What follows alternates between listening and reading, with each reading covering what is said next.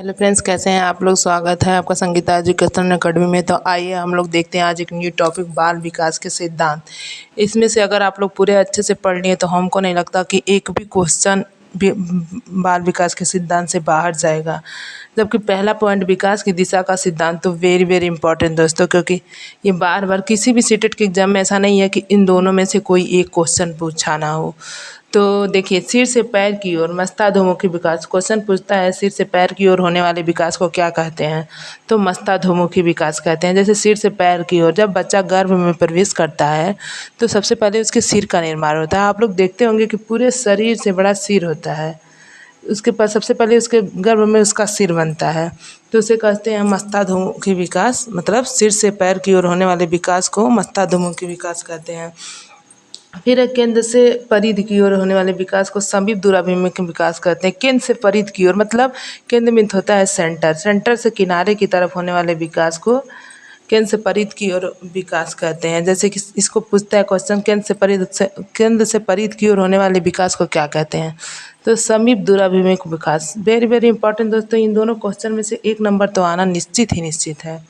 फिर अगला है विकास के क्रम का सिद्धांत। विकास किसी भी बच्चे का ऐसे ही नहीं हो जाता कि पहले गर्भावस्था, फिर शैशवावस्था, फिर किशोरावस्था, फिर बाल्यावस्था, फिर उत्तर बाल्यावस्था, ऐसे नहीं होता। विकास का एक निश्चित क्रम होता है। जैसे कि पहले गर्भावस्था 9 महीने या 280 दिन का इसका आयु सीमा होता है। ये क्वेश्चन बार बार पूछता है कि गर्भावस्था का आयु सीमा कितना होता है। तो 9 महीना या 280 दिन।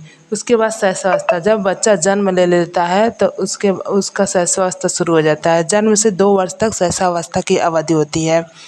फिर 2 से बाल्यावस्था आ गया। बाल्यावस्था में 2 अवस्था होती है, एक पूर्व बाल्यावस्था, एक उत्तर बाल्यावस्था। फिर उसके बाद किशोरावस्था, सब ये किशोरावस्था। फिर अगला पॉइंट है विकास की गति का सिद्धांत। विकास की गति का सिद्धांत देखिए, शैशवावस्था में तीव्र होता है। किसी भी बच्चे का विकास आप लोग देखते होंगे, जब बच्चा 0 से 2 वर्ष का होता है तो उसके विकास की गति बहुत तेज होती है। बच्चा बहुत जल्दी बड़ा हो जाता है, चलने लगता है, उसके हाथ पैर का अच्छे से निर्माण हो जाता है। फिर उसके बाद बाल्यावस्था में मंद, बाल्यावस्था में थोड़ी सी बच्चे की गति धीमी हो जाती है। इस अवस्था में बच्चा थोड़ा धीरे धीरे उसका विकास होता है। फिर जैसे ही किशोरावस्था में आता है, बच्चे का विकास फिर देखेंगे तेज़ी से होना शुरू हो जाएगा। तो वही दिया है, शैशवावस्था में तीव्र, बाल्यावस्था में मंद तथा किशोरावस्था में तीव्र हो जाता है। फिर अगला पॉइंट है परस्पर संबंध का सिद्धांत। इसे थर्ड आई ने दिया था। पूछता है क्वेश्चन, परस्पर संबंध का सिद्धांत किसने दिया था। तो इसको थर्ड आई ने दिया था, आप लोग याद रखिएगा दोस्तों। तो देखिए, शारीरिक, मानसिक, सामाजिक और संवेगात्मक विकास परस्पर जुड़े जुड़े होते हैं। किसी भी बच्चे का शारीरिक, मानसिक, सामाजिक और संवेगात्मक विकास परस्पर जुड़ा होता है। जैसे देखिए, बच्चा जिस समाज में रहेगा उसी समाज से वो सीखकर उसके विकास की गति होती है। जैसे कि मानसिक विकास, अगर सामाजिक विकास, जिस तरह से वो जिस समाज में वो रहता है उसी समाज से उसके मानसिक विकास, उसका संवेगात्मक विकास परस्पर एक दूसरे से जुड़े होते हैं। फिर निरंतर विकास का सिद्धांत। निरंतर मतलब लगातार चलने वाले विकास का सिद्धांत। ये पूछता निरंतर विकास का सिद्धांत किसने दिया था। तो निरंतर विकास का सिद्धांत स्किनर ने दिया था, आप लोग इसको याद रखिएगा। फिर इसमें है बालक का विकास गर्भावस्था से लेकर जीवन पर्यंत चलता है। ऐसा नहीं कि विकास एक निश्चित अवधि तक होती है उसके बाद रुक जाती है, नहीं। बालक का विकास जन्म से लेकर पूरा जीवन पर्यंत, जब तक बच्चा मतलब एक आदमी जब तक उसकी लाइफ रहती है तब तक उसका विकास होते रहता है, होते रहता है। फिर अगला पॉइंट है व्यक्तिगत विभिन्नताओं का सिद्धांत। बालकों में शारीरिक, मानसिक, सामाजिक, संवेगात्मक रूप से विभिन्नताएं होती हैं। जैसे सब बालक का बुद्धि विवेक एक तरह का नहीं होता है। जैसे कि देखिए, विकास, जैसे कोई बच्चा देखेंगे आप लोग, किसी बच्चे, कोई लड़का बहुत लंबा हो जाता है, कोई छोटा कद का होता है, किसी की शारीरिक क्षमता कम होती है, किसी की शारीरिक क्षमता ज़्यादा होती है, किसी का संवेग तेज से चलते, कोई मंद बुद्धि का होता है। तो वही दिया, बालकों में शारीरिक, मानसिक, सामाजिक, संवेगात्मक रूप से विभिन्नताएं पाई जाती हैं। आप लोग अगर अपने अगल बगल के देखिए, अपने घर में देख लीजिए, कोई ज़्यादा लंबा होता है, कोई छोटा होता है, किसी के दिमाग तेज चलते हैं, किसी के दिमाग कम चलते हैं। तो उसको कहते हैं बालकों में शारीरिक, मानसिक, संवेगात्मक रूप से विभिन्नताएं पाई जाती है।